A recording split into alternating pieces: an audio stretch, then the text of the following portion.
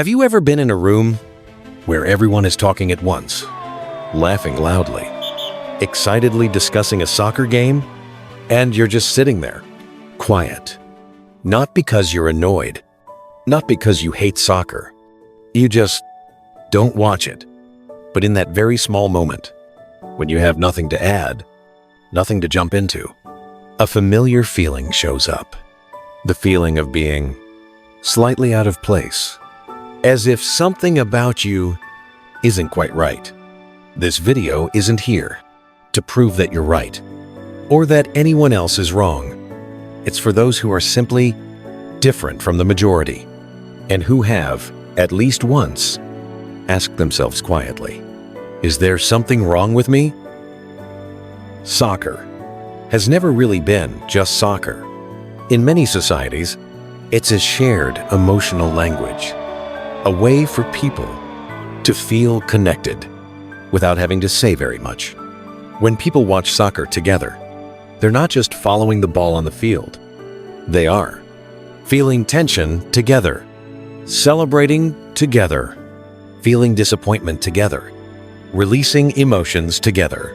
In that moment, individual emotions dissolve into something collective. And at a deeper level, each person is quietly telling themselves, I'm not alone. So when you don't watch soccer, you're not just missing a game. You're unintentionally standing outside, a very common doorway to connection that society is used to. And that quiet distance, even when no one says anything, can still make you feel different. People who don't watch soccer are usually not emotionally cold. They simply have a nervous system that's sensitive in a different way.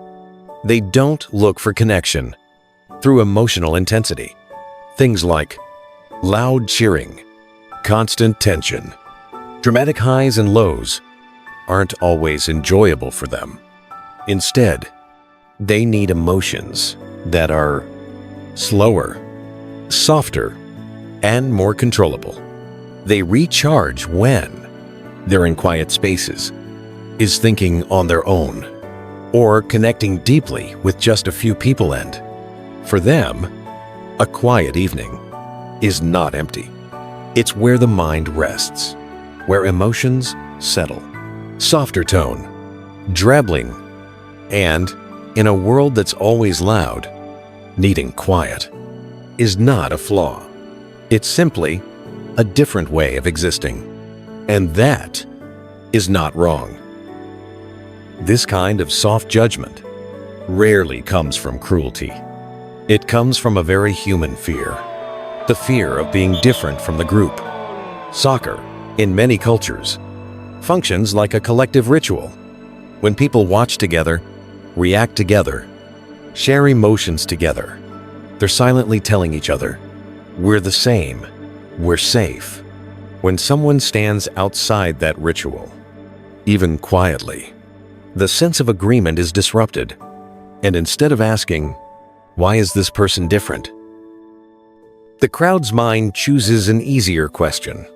What's wrong with this person? That's how harmless jokes appear. Not to hurt, but to pull someone back into the group's comfort zone. A very common misunderstanding is this. Not watching soccer means not caring about the community. But the truth is, care only has one shape. Some people connect by blending into the crowd.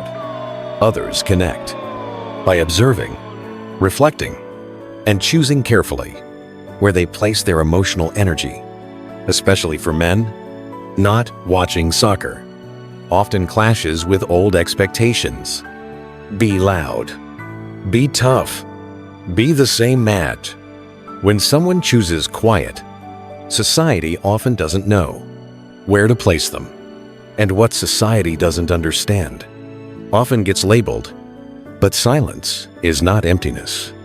Very often, it's a sign of a deeper inner world. If you don't watch soccer, and you've ever forced yourself to, just to fit in, I want you to hear this clearly. You are not broken. You are not uncaring. You are not emotionally lacking. You are simply sensitive in a different way. And modern society is not always gentle with people like that. But your quiet is not a void. It's depth.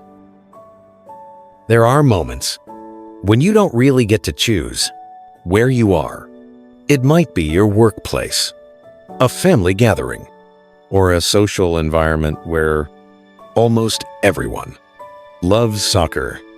If you're in that situation, the first thing to remember is this: you are not a problem that needs fixing.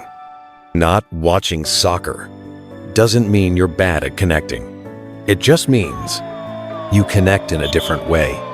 And sometimes your quiet presence is simply how you stay intact. In a loud space, you don't have to pretend to be excited. You don't have to pick a side. You don't have to understand the rules. You also don't have to talk more, just to prove that you're okay. Being polite is enough. Being neutral is enough. You don't need to force yourself to blend in. If someone asks you, you can answer simply, "I don't really follow soccer." And then you can stop. People who are comfortable with themselves don't over-explain their personal choices. And if the environment feels too loud, too intense, or too draining for your nervous system, allow yourself to step back, stand on the edge, stay quiet, or leave a little earlier. That isn't weakness.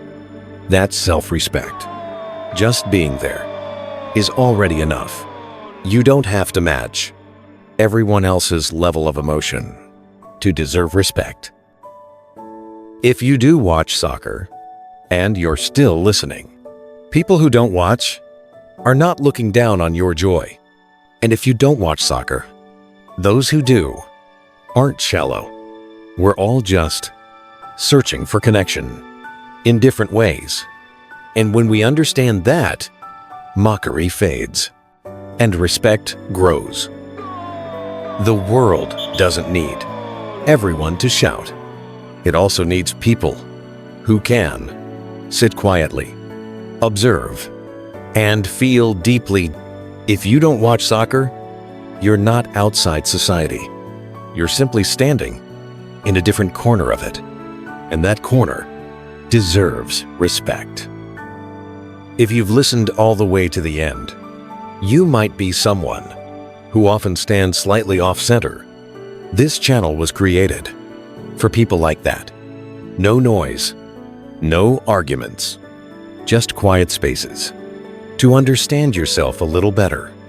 If you'd like more videos that slow things down, explore psychology, and keep you company in moments like this, you can subscribe, not to follow a channel, but to remind yourself that you don't have to fit in to be normal. Thank you for staying.